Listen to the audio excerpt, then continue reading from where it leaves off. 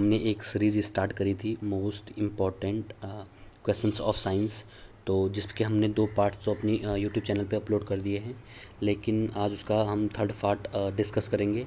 तो first part में हमने 30 क्वेश्चन किए थे, सेकंड पार्ट में हमने 40 क्वेश्चन किए थे।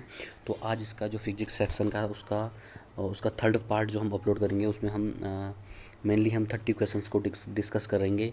तो इसका जो फर्स्ट क्वेश्चन है, what is the measuring unit of length of a light waves. तो एंगस्ट्रॉम जो होती है वो यूनिट होती है लेंथ ऑफ लाइट वेव की। तो ये वन लाइनर क्वेश्चन है, इसको तो हम वैसे भी कर सकते हैं।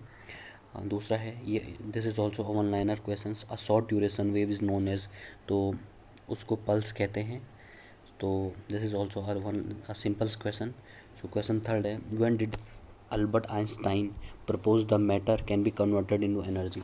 तो it was the year of 905 when for the first time Albert Einstein proposed that a matter can be converted into energy. So this was the year of revolutions when Albert Einstein proposed it. So the answer is 1905 is the answer. So इसका fourth question है, which is the SI unit of luminous intensity. So इसकी जो unit होती है वो होती है candela. तो इसका ये क्वेश्चंस थोड़ा वन लाइनर क्वेश्चन है, जो कि बहुत ही इजी हैं, वैसे भी मिल जाते हैं, लेकिन मैंने ये जो क्वेश्चंस होते हैं वो एक सीरीज़ में डाले हुए हैं, ताकि सपोज ज़्यादातर आज अगर जिस हिसाब से हम अभी जो एग्ज़ाम्स के जो पैटर्न चल रहे हैं उस हिसाब से जो ऐसे क्वेश्चन हैं वन लाइनर टाइप के क्वेश्चन हैं, वो ज़्यादातर मैक्सिमम क्वेश्चंस पूछे जाते हैं, जिनकी पॉसिबिलिटी बहुत ज़्यादा बढ़ जाती है। तो फिफ्थ क्वेश्चन है 75, what is the unit of magnetic flux. तो मैग्नेटिक फ्लक्स जो यूनिट होती है वो होती है तुम्हारी मैक्सवेल जो, तो इसका जो मैग्नेटिक फ्लक्स होता है उसका फार्मूला होता है phi equal to B A cos theta. जो इसमें जो बी होता है वो मैग्नेटिक फील्ड होता है, मैग्नेटिक फील्ड होता है, और इसमें जो ए होता है वो एरिया होता है, और थीटा जो होता है, जो थीटा होती है एंगल होता है, जो परपेंडिकुलर वेक्टर, जो एरिया के परपेंडिकुलर जो वेक्टर होता है, और मैग्नेटिक फील्ड होता है, ये उन दोनों के बीच का एंगल होता है ये। सो this is the formula of magnetic flux. तो इसकी जो डेफिनेशन होती है वो होती है numbers of magnetic field lines, जो ये लाइंस हैं फील्ड लाइंस हैं, थ्रू द गिवन एनक्लोज। तो ये जो गिवन एनक्लोज सरफेस है उसकी जो नंबर्स ऑफ लाइंस होती हैं, उन लाइंस को जो हम फ्लक्स कहते हैं। तो मैग्नेटिक फ्लक्स की लाइन, तो this is the definition of flux. तो इसकी जो यूनिट होती है उसकी यूनिट होती है weber. Weber is the unit of magnetic flux, and this is a scalar quantity, और ये स्केलर क्वांटिटी होती है और तो this is the scalar quantity. So this was the answer of magnetic flux, Maxwell. So question 76 है, what is the unit of specific resistance. तो ओम sorry तो ओम metre जो होती है इसकी यूनिट होती है। तो इसका जो फॉर्मूला होता है वो होता है R is equal to rho L upon A. जो R होता है वो रेजिस्टेंस होता है, जो L होता है वो लेंथ होता है, वो और A होता है एरिया होता है, तो और जो रो होता है वो रेजिस्टिविटी होता है। तो this is the formula of 8।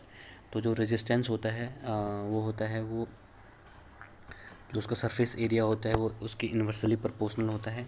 तो जितना ज़्यादा सरफेस एरिया होगा उतनी कम जो होती है रेजिस्टेंस होता है, उतना कम रेजिस्टेंस होगा, और जितना ज़्यादा रेजिस्टेंस होगा उतनी ज़्यादा रेजिस्टिविटी होगी। तो जो इसमें जो होता है मेन होता है जो R होता है वो proportional L and rho, but जो आर होता है वो इन्वर्सली प्रोपोर्शनल होता है सरफेस एरिया के। सो दिस इज़ द, जितना ज़्यादा सरफेस एरिया होगा उतना कम रेजिस्टेंस होगा, और जितना कम रेजिस्टेंस होगा उतना ज़्यादा सरफेस एरिया होगा। तो both are inversely proportional to each other.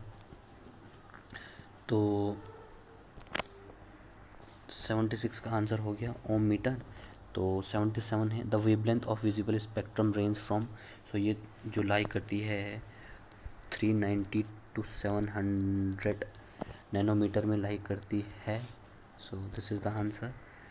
So answer 78 है, a washing machine works on principle of, तो ये जो होती है वो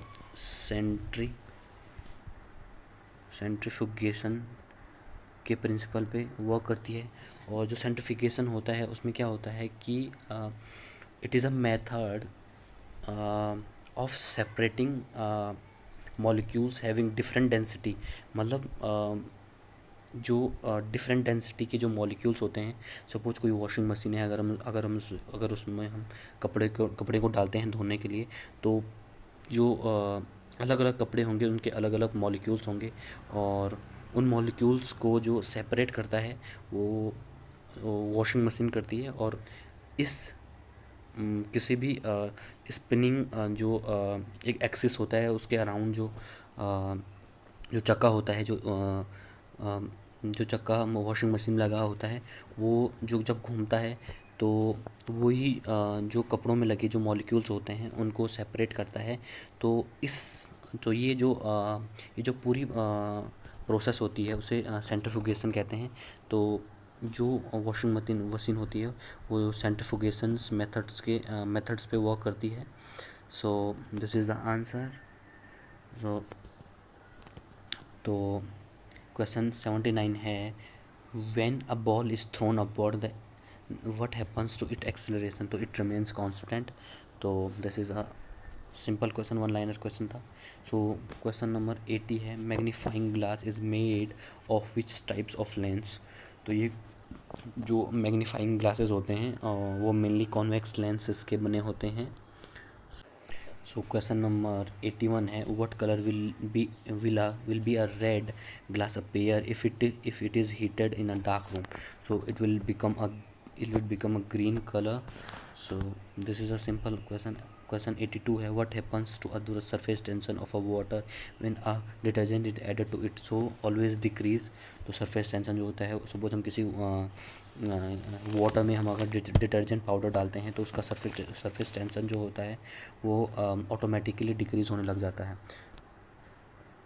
तो इसका आंसर है डिक्रीज। आंसर 83 है, the value of g is maximum at, तो सिंपल आंसर पोल्स पे जो होता है, एट पोल्स पे जो होता है इसकी वैल्यू मैक्सिमम होती है। स्मॉल जी की वैल्यू होती है 9.8 होती है इसकी वैल्यू। सो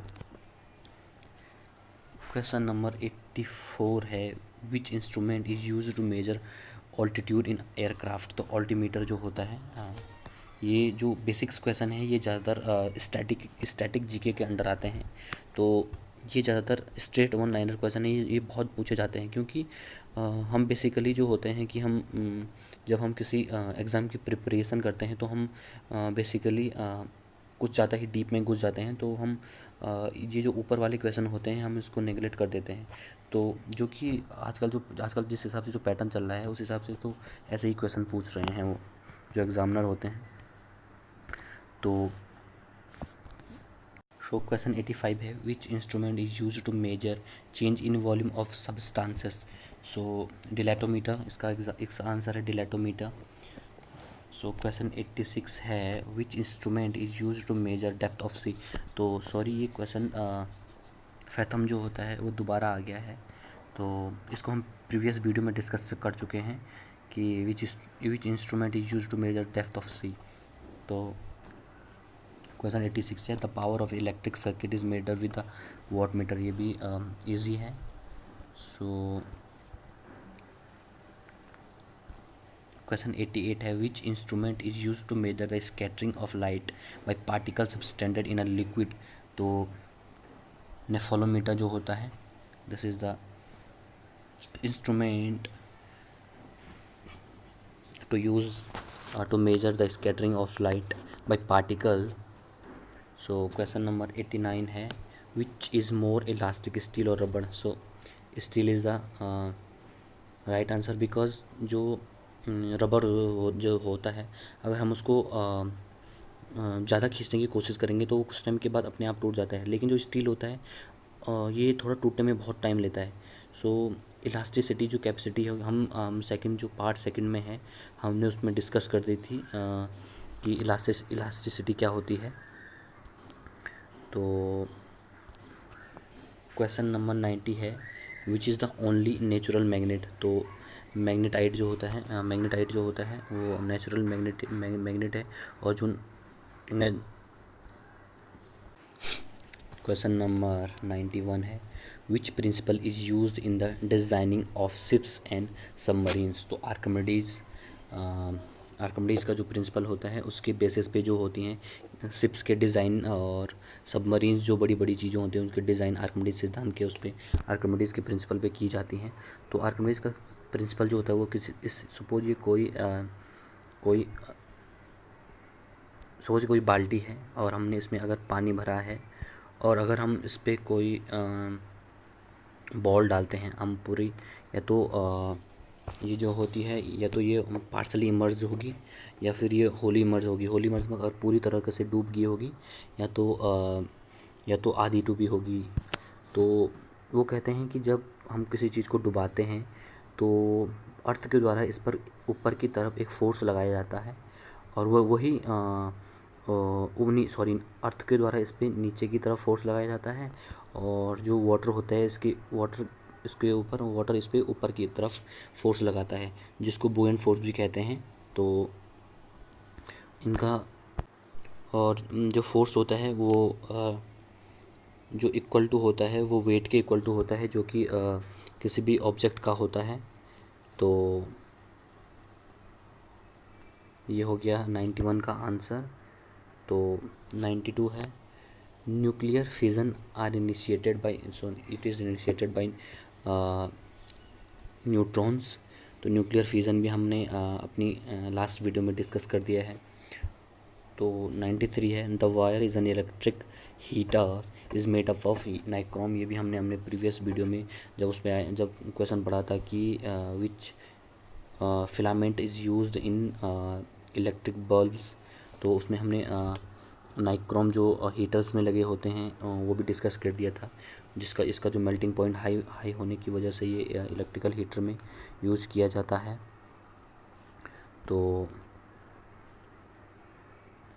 क्वेश्चन 94 है, during sonography which types of wave are use? तो अल्ट्रासोनिक जो होती हैं वो सोनोग्राफी जो होती है उसके टाइम पे अल्ट्रासोनिक वेव्स का यूज़ किया जाता है।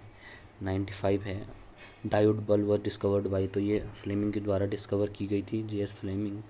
सो 96 है, who gave the first experimental value of G? तो कैवेंडिश ने दी थी ग्रेविटेशनल जो जी मतलब ग्रेविटेशन। तो इसकी जो एक्सपेरिमेंट किया था कैवेंडिश ने। So he was the first person to experiment the value of G।